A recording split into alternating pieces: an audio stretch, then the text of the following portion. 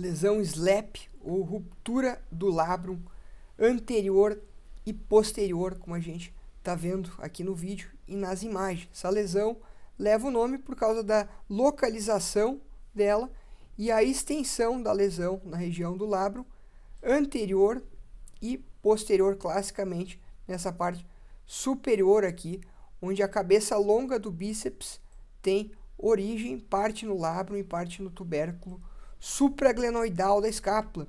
O nome no netterzinho de ortopedia e até mesmo no OrthoBullets, ele é descrito de anterior para posterior na nomenclatura, a tradução literal do SLAP.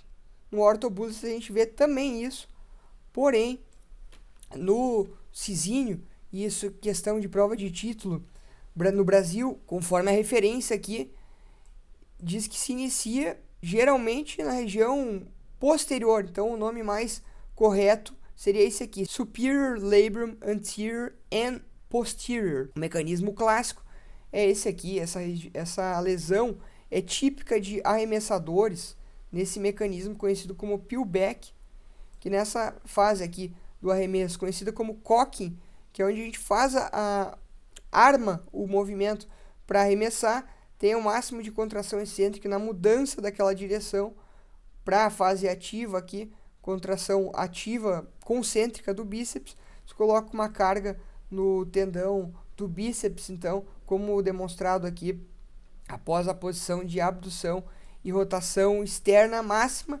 Isso pode lesionar, e nesses casos geralmente é uma lesão crônica, por repetitivamente fazer esse movimento. A vascularização dessa região, como a gente vem comentando aqui no curso, é uma região fibrocartilagem, o labro, e a região tendinosa ali na origem da cabeça longa, então tem uma baixa regeneração, um baixo suprimento sanguíneo. Dessa maneira, estresses repetitivos a gente não consegue regenerar e causa essa lesão crônica. Além disso, ela pode também ocorrer em momentos agudos e também em indivíduos que praticam levantamento de peso, atividades acima do nível da cabeça, escrito na literatura como heavy lifting. Um exemplo aqui nesses movimentos demonstrados na imagem. Além disso, trabalhadores manuais já de meia idade, apesar de que essa lesão é mais típica de indivíduos jovens. E é comum acontecer num evento traumático, mas cronicamente também é uma etiologia multifatorial, muitas vezes incerta, há debate na literatura sobre isso. O que se sabe é que quando acontece a lesão no momento traumático, é seguido de uma dor profunda no ombro, seguido de limitação e dor agravada quando se faz movimentos acima da cabeça. Pode ser seguido de um estalido ou travamento, descrito como catching or locking, uma coisa que está travando ou pinçando ali dentro da articulação, causando dor ou limitação. Mas o início ele pode ser insidioso também, com essa mesma sintomatologia que vai sendo progressiva, dor e limitação de movimento, principalmente acima da cabeça, especialmente o arremesso, nesses atletas clássicos em esportes que são mais comuns lá nos Estados Unidos. E muitas vezes são inespecíficos os sintomas e há poucas queixas para atividades diárias.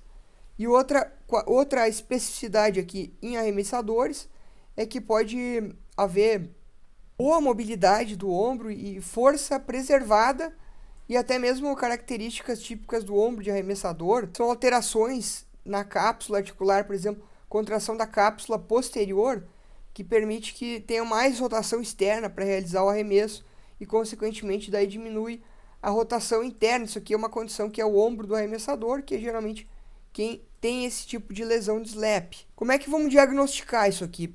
Infelizmente não há um teste específico para o diagnóstico aqui, como a gente consegue ver. Tem diversos testes para bíceps, uma vez que a cabeça longa tem origem aqui, e testes que são mais utilizados para o SLAP mesmo. E além disso, o próprio teste de apreensão ele pode ser positivo em até 85%. Então, o teste de apreensão a gente viu lá na aula de instabilidade, que ele é indicativo de que o ombro está instável. Então, o ombro ele pode ficar instável com essa lesão e pode ter lesões associadas, bem como o manguito rotador é comum. 40% dessas lesões de SLAP, tu vai ver uma lesão de instabilidade junto, vai encontrar instabilidade e ou uma lesão no manguito rotador. Mas o teste mais conhecido, mais usado, é o teste de O'Brien, que é esse teste aqui, onde é feita uma flexão em 90 graus do membro superior acometido e uma pronação máxima aqui, rotação interna, e é feita uma resistência à flexão do indivíduo a ser testado pelo examinador. Nisso aqui, no primeiro momento do teste, acusa dor na região típica ali da lesão do SLAP. Já no segundo momento, quando se faz uma rotação externa, é constatado que há alívio dessa dor. Isso é considerado um teste positivo quando acontece isso. E aqui o Netter Collections, ele ainda cita um terceiro momento do teste para fazer uma rotação interna em abdução, para diferenciar de uma lesão do síndrome do impacto do ombro, semelhante ao teste do Job, que a gente vai ver lá naquela aula, teste da lata vazia, que aí, nesse caso, se a dor acontecer aqui também, bem como nessa posição do número 1, indica daí que não seja o SLAP e aponte mais para um lado daquela região subacromial, um problema no manguito rotador, inflamação daquelas bursas que estão entre o acrômio e os tendões do manguito. Esse teste sempre me deixou intrigado, como é que anatomicamente a gente vai fazer uma rotação interna, sendo que o bíceps ele é mais ativado em supinação. E, inclusive, isso foi testado em estudos de eletroneuromiografia, que se verificou que o bíceps é mais ativo na supinação. Então, como é que a gente vai testar uma lesão que tem origem lá na cabeça longa do bíceps em rotação interna, mas acusa dor? O fato é que realmente isso acontece, não se sabe ainda exatamente porquê, vai um pouco contra a anatomia clássica, mas é esse que acontece. Mas mesmo assim, e talvez até por isso esse teste ele não tem uma sensibilidade, uma especificidade tão alta, apesar de ser o mais usado. Então, se utiliza uma combinação, como a gente viu dos testes de bíceps, testes de instabilidade também, para a gente chegar a um diagnóstico mais preciso junto com o raciocínio clínico e da história também. Então, é sugerido aqui, para a gente chegar até 75% e 90% de especificidade, realizar o teste de Crank, esse aqui, teste de apreensão, que a gente viu lá na aula de instabilidade também, junto com algum teste da cabeça longa do bíceps, como o teste de Speed, Palm Up, e o teste de Ergason, ou o teste de Biceps Load 2 aqui demonstrado. Assim a gente consegue se aproximar um pouco mais e juntar dados para essa lesão, que é conhecida inclusive por um dos vídeos mais assistidos no YouTube, um canal de anatomia bem conhecido, cita essa lesão como a lesão no ombro mais misteriosa possível. Inclusive, infelizmente, aquele diagnóstico, testes semiológicos, ele muitas vezes não é muito preciso, e nem o diagnóstico por ressonância magnética. A ressonância magnética não ajuda para a gente achar lesões de SLAP mais sutis, de maneira que é preciso fazer uma artorressonância, chamada de MRI arthrogram em inglês, lá nos Estados Unidos vão ver com esse nome, porque aí tem que injetar um contraste e ainda fazer um estudo com ressonância para conseguir achar essa lesão, mas mesmo assim pode passar batido. Inclusive a principal classificação, entre diversas que há, a principal delas é uma classificação artroscópica. Essa classificação de Snyder aqui divide em 4 tipos, que tem diversas especificações, que não vem ao caso comentar, mas observe que é tudo artroscopicamente visível, como o Netter Collection traz, e a principal delas, a mais comum, essa do tipo 2 aqui.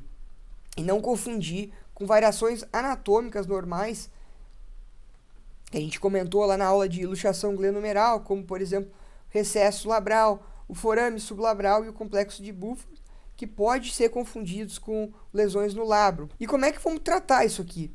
Esse tratamento, aqui é só um exemplo do tipo 2, que é inclusive controverso, mas ele pode ser feito de maneira, então, das lesões de SLAP conservador, e nesse caso, fisioterapia, aqui é citado para avaliar a rotação interna, déficit da rotação interna, que geralmente essa condição é em arremessadores, está associado com o déficit de rotação interna, contratura da cápsula posterior, bem como reabilitação em músculos periscapulares, fortalecimento geral do manguito rotador e avaliar se tem cinesia escapular, uma vez que toda essa articulação glenomeral funciona junto com a escápula. E além disso, o repouso da atividade que está causando dor bem como eventualmente o uso de anti-inflamatórios não esteroidais, lembrando que nunca exceder muitos dias por causa dos efeitos adversos. E aí já no tratamento cirúrgico é controverso, via de regra artroscópico,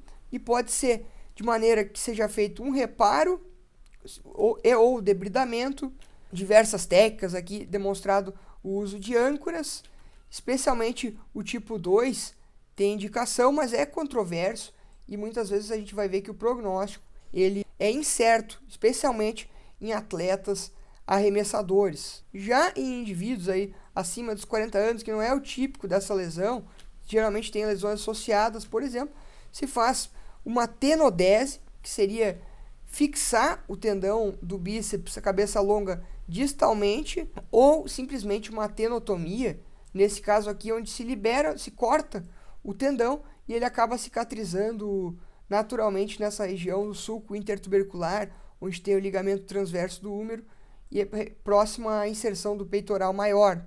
Ambas para pacientes mais velhos, e quanto mais velho se tende a fazer a tenotomia, ainda quando mais novo, ali entre os 40 e 60, geralmente tenodese. Essas aqui são informações prognósticas dessa lesão da Biblioteca Americana de Medicina, acima e abaixo do OrthoBullets, que é variável aqui, em resumo, e é imprevisível a taxa de retorno em atletas arremessadores de alto nível. Como a gente consegue ver aqui, a própria Biblioteca Americana de Medicina diz que o tratamento não cirúrgico, manejo conservador, parece ter desfecho superior nesse grupo de atletas.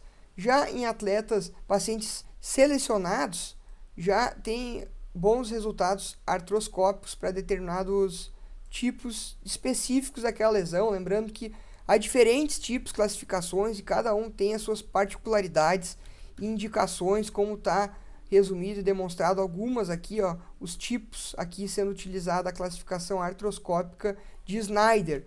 Já o próprio Netterzinho de ortopedia traz outra classificação, outros tipos, e eu termino a aula aqui com esse take-home message, resuminho do Netter de ortopedia, da lesão SLAP. Então, no labrum superior e anterior, geralmente abdução e extensão do ombro naquele movimento de peel-back em arremessadores, teste de O'Brien junto com o teste de Crank, bem como de outros testes podem indicar, mas o diagnóstico geralmente ele é artroscópico mais preciso, mas um exame não invasivo é uma artrorressonância mais sensível para essas lesões, e o tratamento conservador, modificação de atividades, descanso e cirurgicamente, então, o debridamento do labrum ou um reparo ou uma tenodese e ainda uma tenotomia conforme avança a idade do paciente.